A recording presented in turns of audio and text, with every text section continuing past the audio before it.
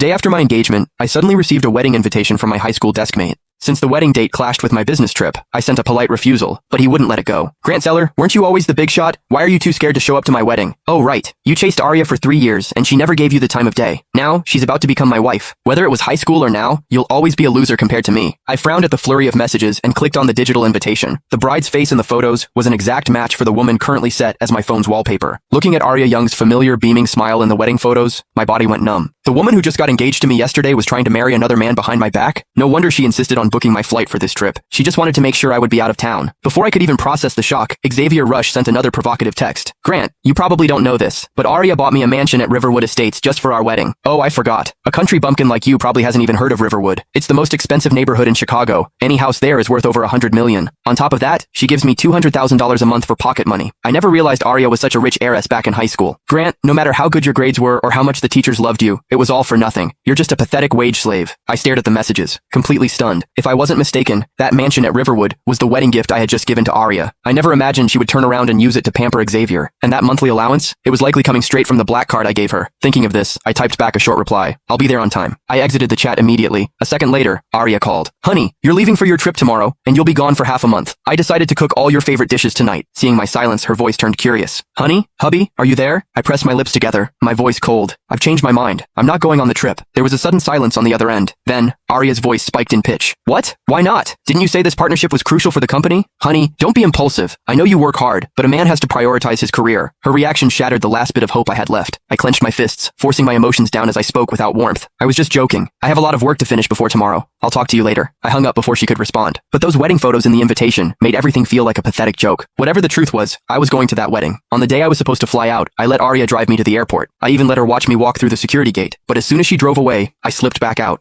I checked into the very hotel where her wedding with Xavier was being held. On the day of the ceremony, I walked into the ballroom and saw a photo wall of the happy couple. There was a photo of them both in their high school uniforms. That was when I realized they had been together since our school days. I closed my eyes for a moment. When I opened them, they were cold and indifferent. Xavier arrived, looking sharp in a tailored suit. He was surrounded by a group of our old classmates who were busy kissing his boots. Xavier, you're the man. You actually managed to land the ice queen of our class. We went to school together for 3 years, and I never knew Arya was so loaded. Man, marrying a woman with that much beauty and cash? You're set for life. Different people have different fates, I guess. Xavier definitely won the lottery here. Listening to their flattery, I felt like laughing. Xavier, however, looked incredibly smug. We're all old friends. If any of you need help in the future, just call me. I'll do what I can. His words made the group cheer even harder. Suddenly, someone spoke up. Hey Xavier, I heard Arya's dowry includes a priceless jade scepter. When are you going to show it off to us? My breath hitched. That jade scepter was a family heirloom passed down from my grandmother to my mother. Before my mother passed away, she gave it to me to give to my future wife. I had told Arya exactly how much that piece meant to me, and yet, she had given it to Xavier.